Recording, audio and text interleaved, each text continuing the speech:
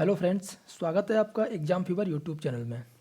आज के वीडियो में दोस्तों हम जानेंगे भारत के पड़ोसी देशों के बारे में।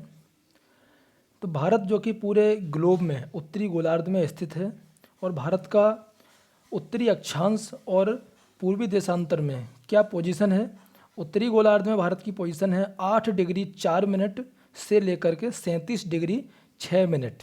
ये है भारत का जो सबसे साउथ का पॉइंट है, तो वहाँ पर आप देखेंगे तो वो है 8 डिग्री 4 मिनट। और ये 8 डिग्री 4 मिनट कौन सा पॉइंट होता है? वो है भारत का सबसे नीचे का बिंदु। और उसके बाद अगर सबसे ऊपर की बात करें, उच्चतम बिंदु है, उसका पोजीशन है 37 डिग्री 6 मिनट। ये उत्तरी अक्षांश हो गया।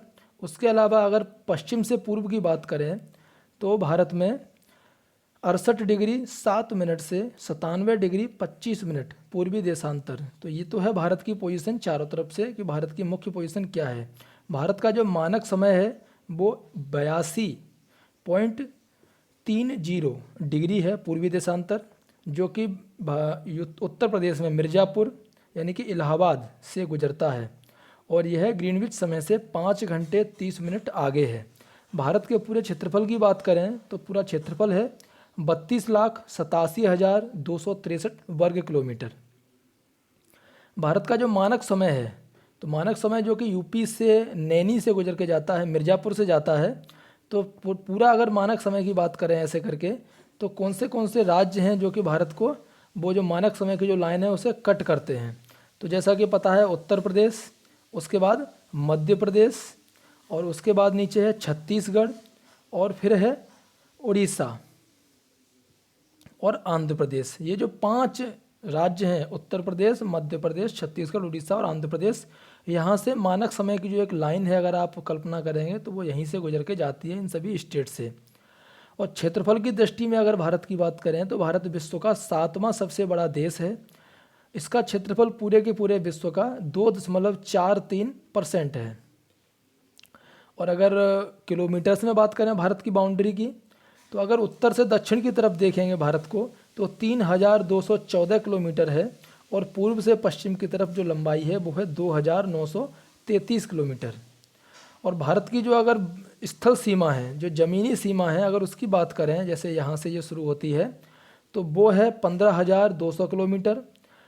और इसका जो मुख्य भूमि है, मुख्य भूमि मीन्स अंडमान निकोबार और लक्षद्वीप जो आइलैंड हैं उनको अगर साइड कर दें तो इसके मुख्य भूमि की जो तटीय सीमा है, जो नीचे का गुजरात से लेकर के कोलकाता तक जो तटीय सीमा है उसकी है 6,100 किलोमीटर।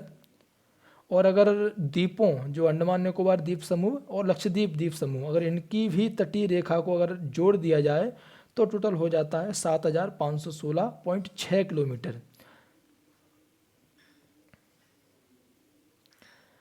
अब अगर बात करें हम अपने पड़ोसी देशों की, तो कौन से भारत के राज्य हैं जो कि पड़ोसी देशों को टच करते हैं और उनके साथ जो सीमा लगती है वो कितने किलोमीटर लंबी है।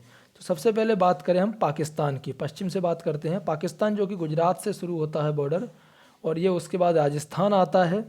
राजस्थान के बाद पंजाब से टच करता है। उसके बाद जम्मू कश्मीर जो कि अभी यूनियन टेरिटोरी है यानी कि केंद्र शासित प्रदेश है। और उसके बाद जो सीमा लगती है वो है लद्दाख से। ये जो सीमा है यहाँ से लगती हुई आती है। तो टोटल कितने स्टेट हो गए? एक गुजरात, राजस्थान, पंजाब 3, जम्मू कश्मीर 4 और लद्दाख 5। इन 5 स्टेट से लगती है पाकिस्तान की सीमा। पाकिस्तान से टच होने वाली सीमा की टोटल लंबाई है 3,323 किलोमीटर। उसके बाद बात करें अफ़गानिस्तान से, तो अफ़गानिस्तान से भी भारत की सीमा टच होती है ओनली 106 किलोमीटर। 106 किलोमीटर ये लद्दाख से टच करता है। पहले यह जम्मू कश्मीर से टच करता था, लेकिन अभी लद्दाख से टच करता है, क्योंकि जम्मू कश्मीर को 2 भागों में, 2 केंद्र शासित प्रदेशों में बांटा गया है, जम्मू और कश्मीर और लद्दाख। उसके बाद बात करते हैं तीसरे पड़ोसी देश, वो है चाइना। तो चाइना की बात करें तो चाइना टच होता है लद्दाख से, उसके बाद हिमाचल प्रदेश से, उसके बाद उत्तराखंड से, उसके बाद सिक्किम से और अरुणाचल प्रदेश से। तो ये इन स्टेट से टच होता है, जिसकी लंबाई है सीमा की 3,488 किलोमीटर। लद्दाख, हिमाचल प्रदेश, उत्तराखंड, सिक्किम और अरुणाचल प्रदेश। उसके बाद हमारा जो अगला पड़ोसी है वो है नेपाल। नेपाल कौन से राज्य से टच करता है अपनी सीमा भारत के? तो सबसे पहले तो है उत्तराखंड, उत्तर प्रदेश, बिहार, पश्चिम बंगाल और सिक्किम। इन सभी राज्यों से नेपाल की सीमा टच करती है, जो कि 1752 किलोमीटर की लंबी सीमा है। उसके बाद कौन सा देश आता है? वो है भूटान। भूटान भारत के कौन से राज्यों को टच करता है? तो सबसे पहले भूटान के पश्चिम में है सिक्किम, उसके बाद है पश्चिम बंगाल, उसके बाद है आसाम और है अरुणाचल प्रदेश। यह 699 किलोमीटर लंबी इसकी सीमा है भारत के साथ। उसके बाद जो अगला देश है वो है बांग्लादेश। बांग्लादेश भारत के कौन से राज्यों से टच करता है? सबसे पहले तो पश्चिम बंगाल, उसके बाद असम, उसके बाद मेघालय और त्रिपुरा और मिजोरम। इन सभी राज्यों से बांग्लादेश की सीमा टच होती है। और एक क्वेश्चन और है इसमें, भारत की सबसे अधिक जिससे बॉर्डर साझा करता है, सीमा साझा करता है, वो है बांग्लादेश है। 4096 किलोमीटर लंबी सीमा है। उसके बाद चीन है 3488 किलोमीटर। तो कभी भी डाउट में ना रहें, सबसे ज़्यादा भारत अगर बॉर्डर साझा करता है तो वो है बांग्लादेश से 4096 किलोमीटर। उसके बाद हमारा अगला पड़ोसी है वो है म्यांमार। तो म्यांमार कौन से देश से कौन से राज्य से सीमा साझा करता है? सबसे ऊपर अरुणाचल प्रदेश, उसके बाद नागालैंड, उसके बाद मणिपुर और उसके बाद मिजोरम। अरुणाचल प्रदेश, नागालैंड, मणिपुर और मिजोरम से यह 1643 किलोमीटर लंबी सीमा साझा करता है। तो ये कुछ राज्य थे जिनके बारे में मैंने आपको बताया था, जो कि भारत के कुछ देश थे जो कि भारत के कुछ राज्यों के साथ अपनी सीमा साझा करते हैं। अगर भारत में बात करें सबसे उत्तरी पॉइंट कौन सा है, तो भारत का सबसे उत्तरी पॉइंट है इंदिरा कॉल, जो कि लद्दाख में है। उसके बाद है सबसे दक्षिणी पॉइंट, वो है अंडमान और निकोबार में है, ग्रेट निकोबार में इंदिरा पॉइंट। सबसे पश्चिमी पॉइंट है वो गुजरात में है, गौरमोता। और सबसे पूर्वी वो बिंदु है वो है किविथू, वो अरुणाचल प्रदेश में है।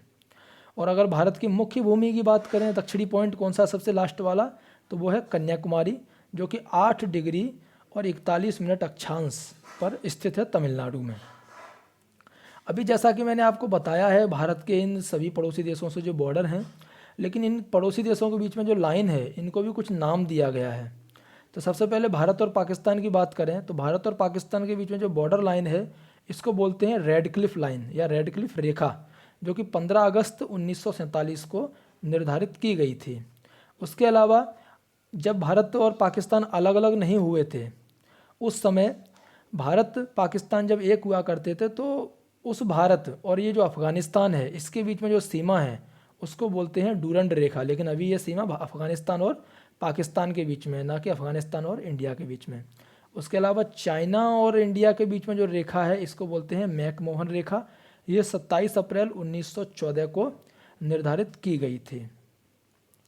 अगर आप ग्लोब में देखेंगे तो जो कर्क रेखा है, जो कि 23 डिग्री 23 डिग्री 30 मिनट पर उत्तरी अक्षांश में आपको दिखाई देगी, वो भारत के बीचों बीच से निकलती है। तो भारत के कौन से राज्यों से निकलती है, तो देखा जाए तो वो निकलती है गुजरात, उसके बाद राजस्थान, उसके बाद मध्य प्रदेश, उसके बाद छत्तीसगढ़, उसके बाद झारखंड, फिर पश्चिम बंगाल और उसके बाद त्रिपुरा और मिजोरम।